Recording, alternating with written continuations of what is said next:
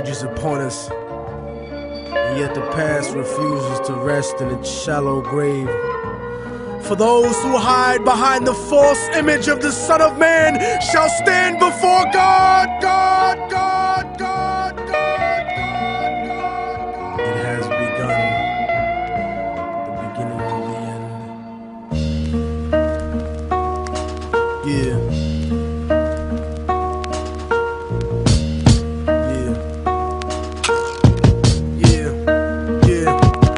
The voice of racism, preaching the gospel is devilish. A fake church called the Prophet Muhammad a terrorist, forgetting God is not religion but a spiritual bond, and Jesus is the most quoted prophet in the Quran. They bombed innocent people trying to murder Saddam when you gave them those chemical weapons to go to war with Iran. This is the information that they hold back from Peter Jennings, cause Condoleezza Rice is just a new age Sally Hemings. I break it down with critical language and spiritual anguish. The Judas I hang with, the guilt of betraying Christ, who murdered him, stole his religion, and painted him white. Translated in psychologically tainted philosophy, conservative political right-wing ideology, glued together sloppily the blasphemy of a nation. Got my back to the wall cause I'm facing assassination. Guantanamo Bay, federal incarceration. How could this be? The land of the free, home of the brave, indigenous Holocaust, and the home of the slaves. Corporate America, dancing offbeat to the rhythm.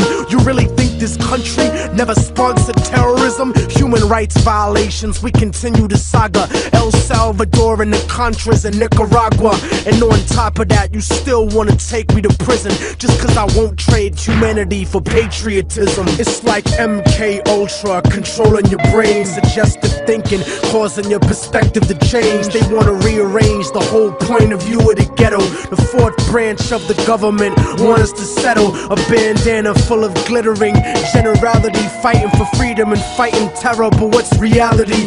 Read about the history of the place that we live in, and stop letting corporate news tell lies to your children. Flow like the blood of Abraham through the Jews and the Arabs, broken apart like a woman's heart, abused in the marriage, the brink of holy war, bottled up like a miscarriage. Embedded correspondence don't tell the source of the tension, and they refuse to even mention European intervention or the massacres in Jenin. The innocent screams, US manufactured missiles and M16s, weapon contracts and corrupted American dreams. Media censorship blocking out the video screens. A continent of oil kingdoms bought for a bargain. Democracy is just a word when the people are starving. The average citizen made to be blind to the reason. A desert full of genocide where the bodies are freezing, and the world doesn't believe that you're fighting for freedom cause you fucked the Middle East and gave birth to a demon. It's open season with the CIA bugging my crib, trapped in the ghetto region like a Palestinian kid,